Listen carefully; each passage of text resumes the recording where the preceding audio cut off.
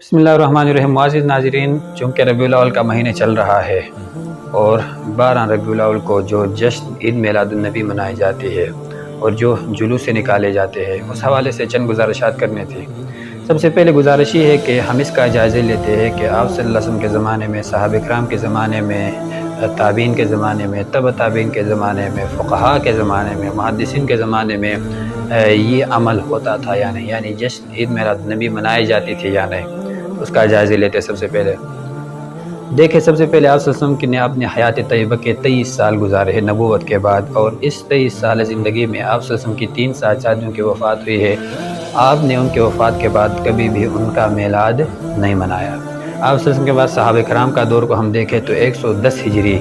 میں آخری صحابی کی وفات ہوئی ہے، یعنی آپ صلی اللہ علیہ وسلم کے 100 سال تک کسی صحابی نے، جو سب سے بڑے آپ صلی اللہ علیہ وسلم کے عاشق تھے، کسی نے بھی آپ کا میلاد نہیں منایا۔ اس کے بعد تابعین کا دور دیکھتے، 180 ہجری تک تابعین کا دور ہے، کسی بھی تابعی نے کہیں بھی آپ صلی اللہ علیہ وسلم کا میلاد نہیں منایا۔ اس کے بعد امام مالک رحمہ اللہ، امام ابو حنیفہ، امام احمد، امام شافعی رحمہ اللہ، ان ائمہ اربعہ کے زمانے میں کسی شخص نے بھی آپ صلی اللہ علیہ وسلم کا میلاد نہیں منایا۔ اس کے بعد محدثین کے زمانے کی طرف ہم دیکھتے ہیں تو امام بخاری، امام مسلم اور امام ترمذی، امام ابو داؤد، امام نسائی، امام ابن ماجہ رحمہ اللہ، ان کے زمانے میں بھی کہیں بھی کسی نے بھی آپ صلی اللہ علیہ وسلم کا میلاد نہیں منایا۔ تو اب یہ جو سلسلہ ہے، اس کا آغاز کیسے ہوا، تو اس کے طرف ذرا چلتے ہیں اور آپ کی رہنمائی کرتے ہیں۔ اس کا آغاز جو کیا ہے وہ ابو سعید نامی ایک بادشاہ تھا، اس نے کیا ہے، اور اس کے بارے میں مفتی رشید احمد گنگوہی رحمۃ اللہ علیہ نے اپنے کتاب فتاوی رشیدہ میں تحریر کیا ہے کہ یہ ایسا بادشاہ تھا جو محفل منعقد کرتا تھا ناچ گانے کے، اور خود بھی جا کر اس میں ناچتا تھا، اور اس کا جو فتویٰ دیا تھا وہ دیا تھا ابو الخطاب المعروف ابن دہیہ الکلبی نے، اور اس کی جو وفات ہے وہ تقریباً 633 ہجری، یعنی 7ویں صدی میں جا کر یہ سلسلہ شروع ہوا ہے اور اس کا آغاز ہوا ہے۔ تو اس کے بارے میں حافظ الحدیث علامہ ابن حجر عسقلانی رحمہ اللہ نے اپنی جو کتاب ہے لسان المیزان،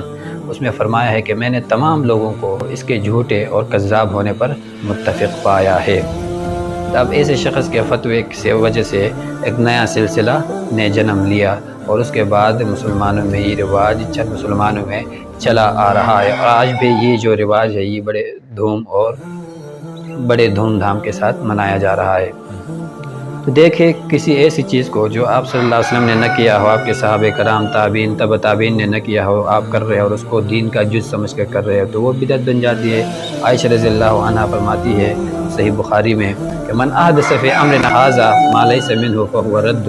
کہ جس شخص نے بھی ہمارے اس دین میں کوئی نئی بات ایجاد کی جو اس دین میں نہ ہے، تو وہ رد ہے، مردود ہے، بدعت ہے۔ تو یہ جلد سے جلوس نکالنا اور محفل میلاد منعقد کرنا، اس کو لازم سمجھنا، یہ بھی ایک قسم کی بدعت ہے، اور لوگوں کو تکلیف دینا، سڑکیں بند کرنا، سگنل کا جام کرنا۔ تو اللہ پاک سے دعا ہے کہ اللہ پاک ہم سب کو بدعات اور ان تمام خرافات سے بچائے۔ وآخر دعوانا